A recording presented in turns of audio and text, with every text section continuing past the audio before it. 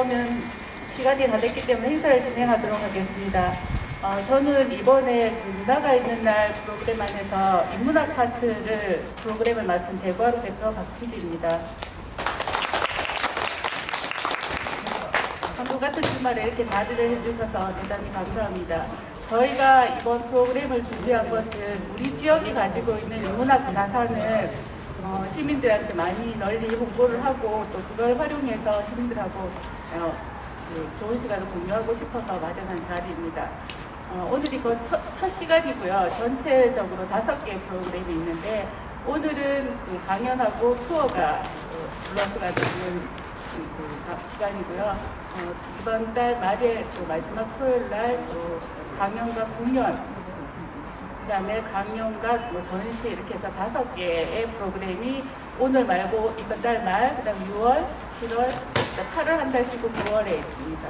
그 시간에도 많은 참석을 부탁드리겠습니다. 오늘 본 강연에 들어가기 전에 오늘은 요 지역 중구 장관동의 김원일의 마당 깊은 집 소설 배경지가 되는 곳이기 때문에 마당 깊은 집과 관련된 강연을 1시간을 하고요. 그 다음에 배경지가 되는 곳을 박사 투어를 하는 프로그램이 만들어졌습니다. 본 강연에 들어가기 전에 오늘 중구청장님, 윤규화 중구청장님이 자리해 주실 것 같아서 잠시 간단하게 인사 말씀 부탁좀 드리도록 하겠습니다. 예, 여러분 반갑습니다. 강연을 앞두고 여러 말씀드리는 게 좀 부담스럽습니다만 우리 중구가 좀 문화 관광 도시로서의 새로운 면모를 좀 보여드리기 위해서 문화재단에서 그것을 가보자 하는 이 공모사를 선정되어서 국비 9천만 원과 시구비 9천만 원 해서 1억 8천만 원으로 이런 행사를 지금 하고 있습니다. 이 자리에 계신 분들이 좀 많이 홍보를 해주셔서 이런 문화 행사가 좀 활성화될 수 있도록 하는데 좀 많은 도움을 주십사는 그런 부탁 말씀으로 인사드리도록 하겠습니다. 좋은 시간 보내십시오. 감사합니다. 오늘 강연을 맡아주신 분은 대구대학교 한국어문학부의 양진호 교수님이십니다. 양진호 교수님은 학교에서 학생들을 가르치는 한편으로 학교 밖에서도 북성로에 북성로대학이라고 하는 커뮤니티 공간을 만드셔가지고 우리 지역 문화에 대한 관심도 많으시고 그 콘텐츠 발굴에도 굉장히 정성을 많이 들여주고 계시는 그런 분이십니다. 그렇게 하도록 하겠습니다.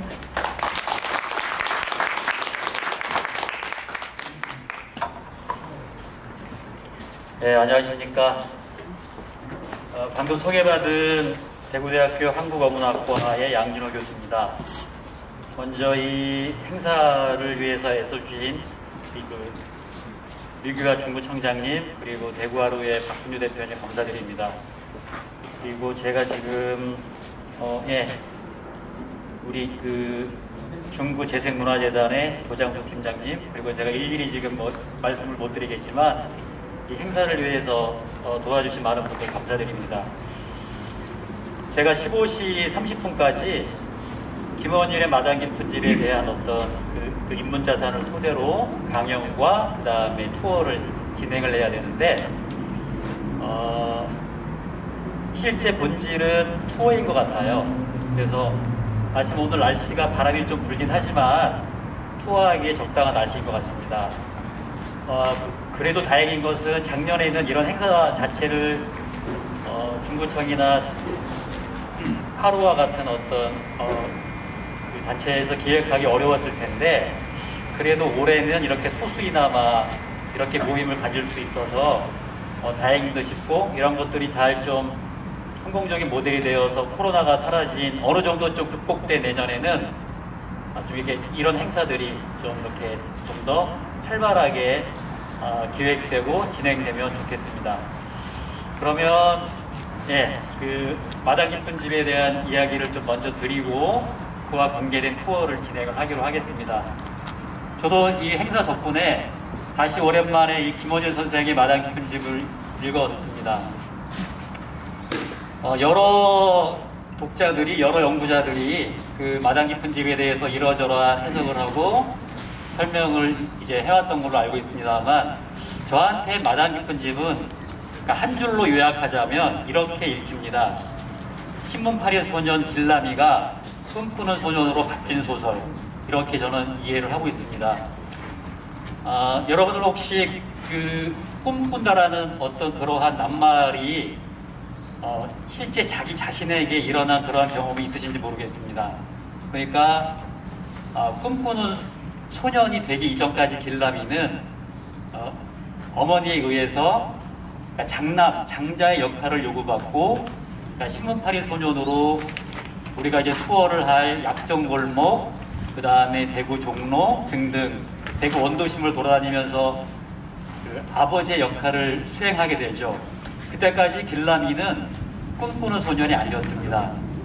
꿈을 꾼다라는 것은 내 삶이 오늘의 삶으로 끝나는 게 아니라 내일에 대해서, 미래에 대해서 생각해볼 수 있는 여지가 있다는 것이 꿈꾸는 소년의 특징이겠죠.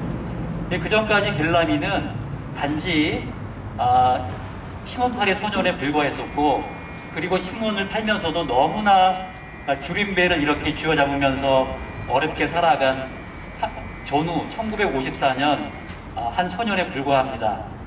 그런데 먼저 이 말씀부터 드릴게요. 참 사람이 꿈을 꾸게 되는 계기는 길라미처럼 우연하게 찾아오는 것 같기도 합니다. 길라미가 어느 날 신문을 다 돌리고 동성로에 있는 소설에 그렇게 나옵니다. 대본집을 빌리게 되는데 서점이 아니라 대본집이라고 작가 김원일 선생이 묘사하고 있습니다. 그러니까 책을 파는 장소가 아니라 책을 대여해주는 공간이었나 봅니다. 그런데 길라미가 돈이 없기 때문에 책을 대여하지 못할 거 아닙니까? 근데 마침 그 대본집 아저씨는 길라미가 넣어주는 신문을 구독해주는 구독자였기 때문에 길라미의 처지를 어느 정도 알고 있었죠. 이 아이가 책을 빌려갈 만큼 그렇게 좀 경제적으로 형편이 된 소년이 아니라는 사실을 알고 있었습니다. 그래서 책 한 권을 빌려주는데 그 책이 소공자라는 책이었습니다. 소공자. 그런데 이건 굉장히 중요한 의미가 있는데 왜 그러냐면 소공자의 줄거리가 이런 겁니다. 미국에서 엄마와 둘이서 살고 있는 소년의 이야기인데요. 이 소년의 아버지는 영국 사람입니다. 영국 귀족의 아들이에요. 이 영국 귀족이 미국으로 여행을 왔다가 미국인 아가씨와 사랑에 빠지면서 이제 가정을 차리게 되는 건데, 이 사실을 안 그 영국인 귀족의 아버지가 이 결혼을 인정하지 않는 거예요. 그래서 이 미국에서 이 아이가 아버지가 돌아가신 후 엄마와만 살아가는 그러한 명랑소년으로 설정되어 있는 게 바로 소공자입니다. 그 이야기는 바로 길라미 이야기이기도 해요. 이 소설에서 길라미는 아버지가 없는 상태에서 살아가는 그러한 어떻게 보자면 소년 가장처럼 묘사가 되어 있죠. 아마도 이 소공자의 스토리가 신문팔이 소년 길라미에게 꿈꾸는 소년으로 바뀌게 한 독서 경험이 아닌가 싶습니다. 그 소공자의 스토리는 이런 거거든요.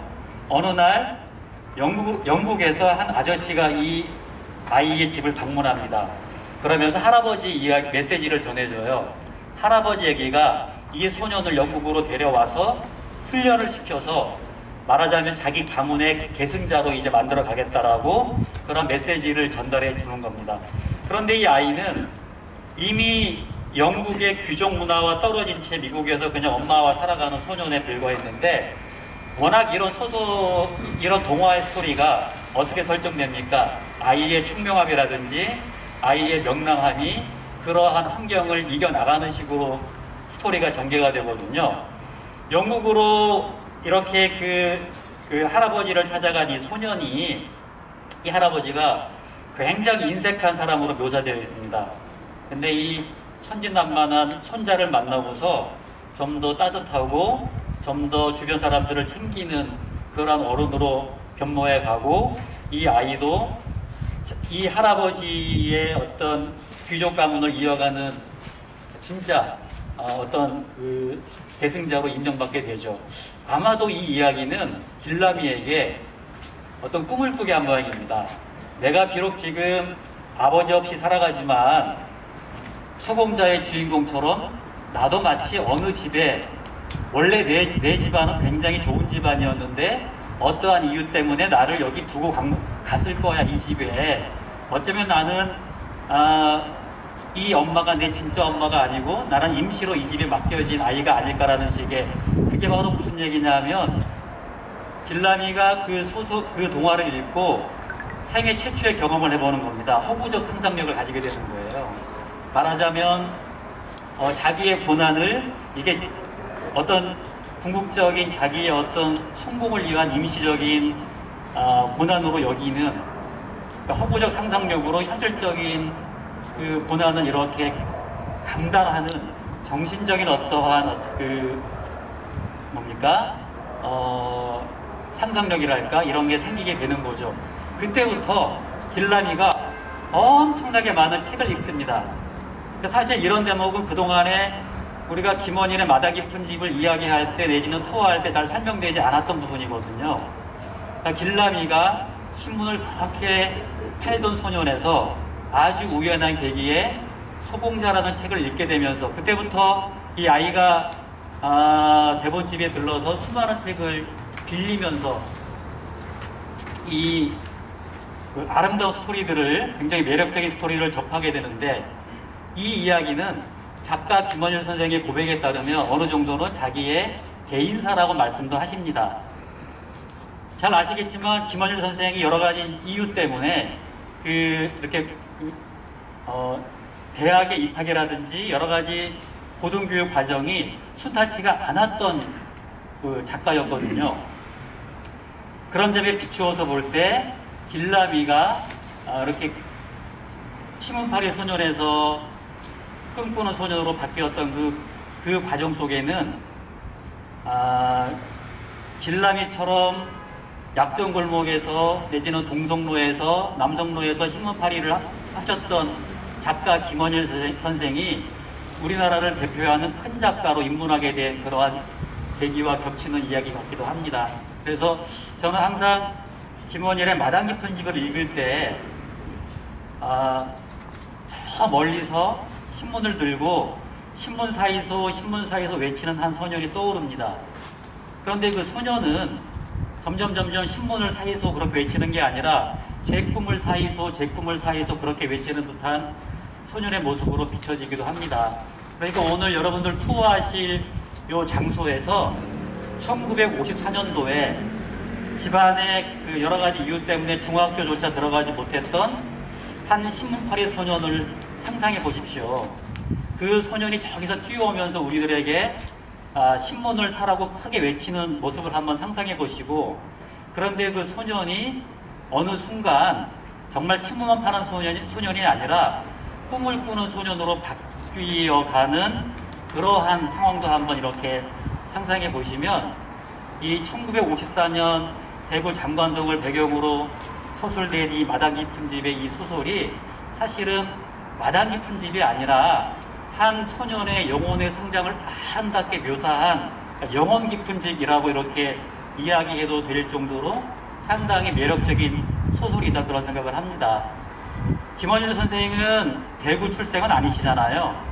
경남 진영 출생이시지만 어쩌면 우리가 김원일 선생 덕에 1954년 전후 대구, 그것도 원도심에 대한 기억을 아주 세밀하게 할 수 있었던 그러한 은혜를 입은 게 아닌가 싶습니다.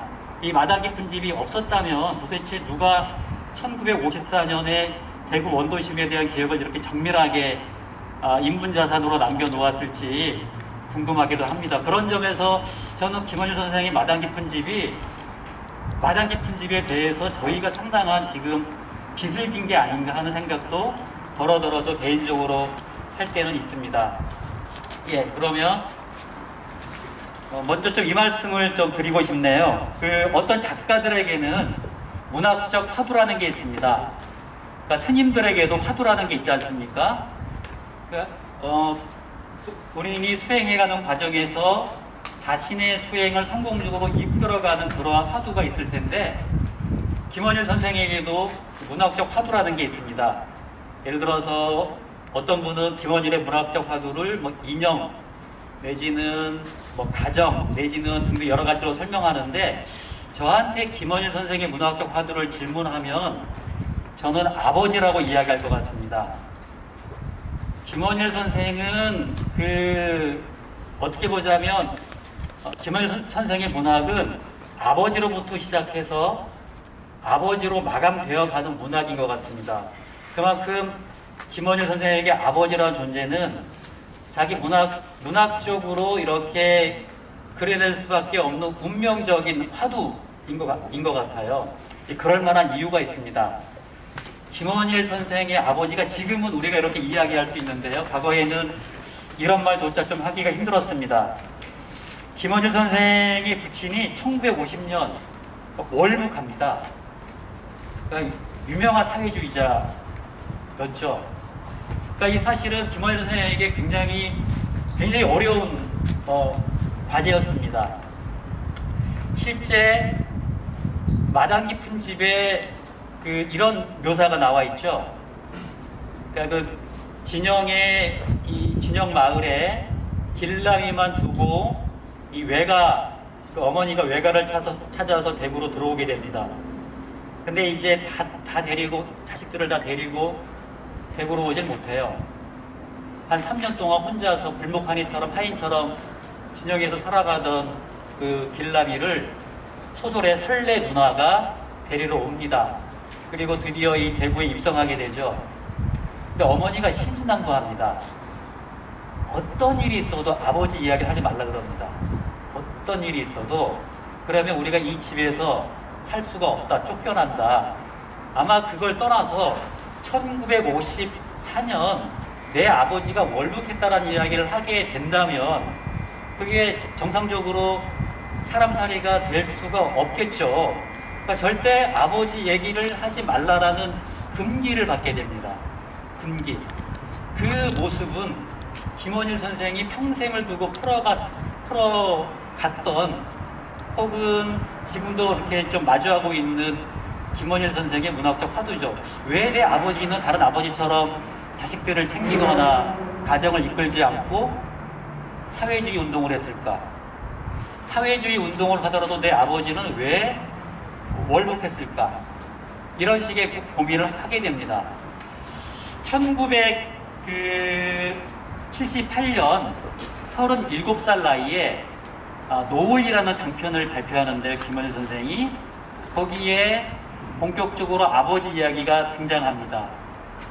그 아버지가 어떠한 모습으로 등장하냐면 노을에 굉장히 폭력적인 사회주의자로 등장합니다.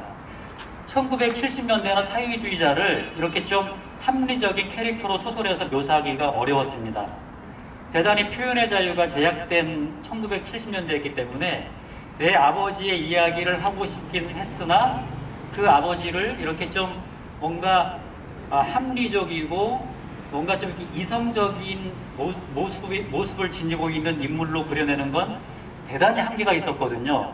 근데 아버지 이야기를 하고 싶은데 전체적인 사회의 분위기가 작가로 하여금 표현에 대한 제약이 있었기 때문에 아버지 이야기를 하긴 하지만 좀 굉장히 스스로 검열과 왜곡의 상태를 거쳐서 좀 폭력적인 이미지를 가지고 있는 사회주의자로 그리기 시작한 게 그린 소설이 1978년 노을이라는 소설입니다.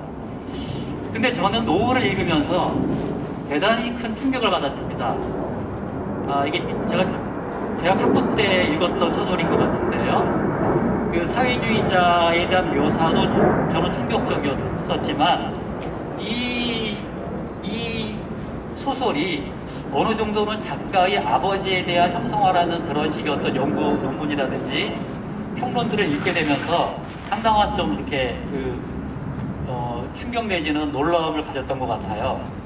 그러면서 이 작가에 대한 개인적 호기심을 가지고 끊임없이 다른 작가보다 좀 열심히 읽어왔던 것 같습니다. 그런데 저는 김원일의 여러 소설 중에서 특히 애정을 가지고 읽어왔던 게 바로 마당 깊은 집이 아닌가 합니다. 마당 깊은 집이요. 마당 깊은 집을 읽으면서 처음에는 이렇게 읽었던 것 같아요.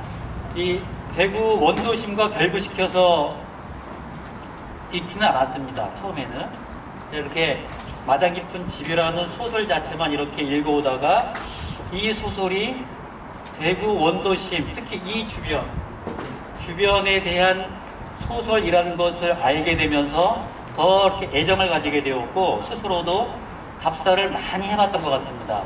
그러면서 소설이 우리가 이 허구적 장르라고 배워왔지만 적어도 마당 깊은 집 같은 경우에는 상당히 작가의 자전적 체험이 상당하게 반영된 그 소설이라고 이제 이렇게 평가해도 무방하겠구나 그런 생각을 이제 하게 되면서 소설을 들고 이 일대를 이렇게 돌아다니면서 예를 들어서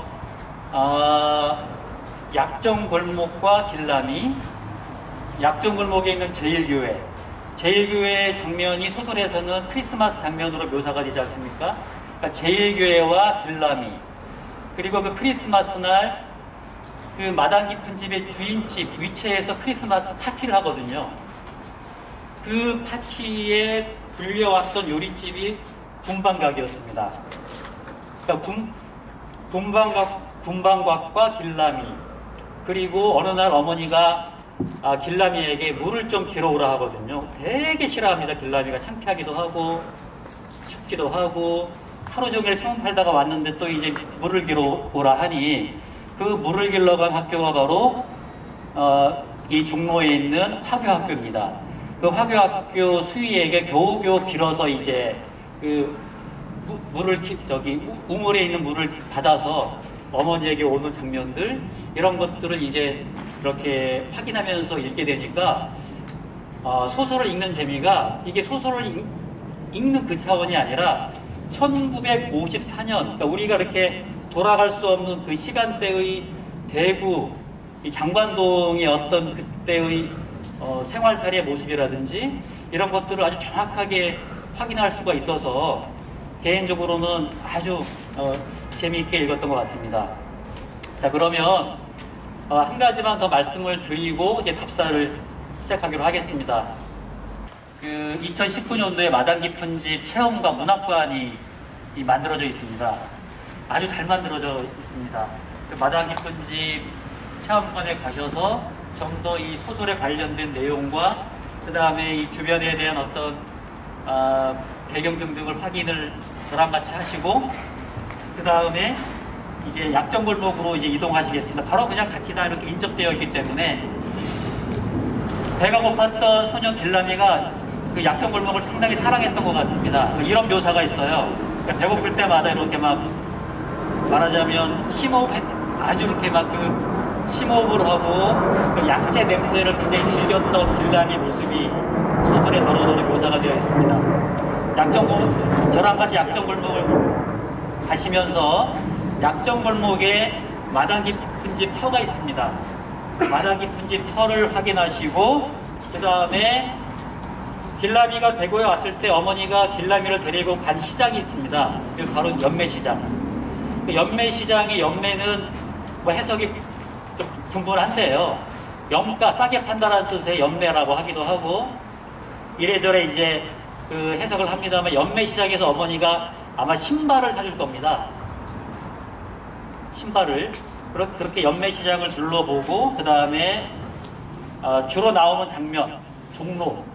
이걸 어떻게 보자면 종로의 소설이라고 얘기할 수도 있겠죠. 종로에 가셔서 화교학교 그리고 군방각을 보시면서 이 답사를 하시면 될 것 같습니다. 자, 그러면 이제 답사할 준비를 해주시면 좋겠습니다.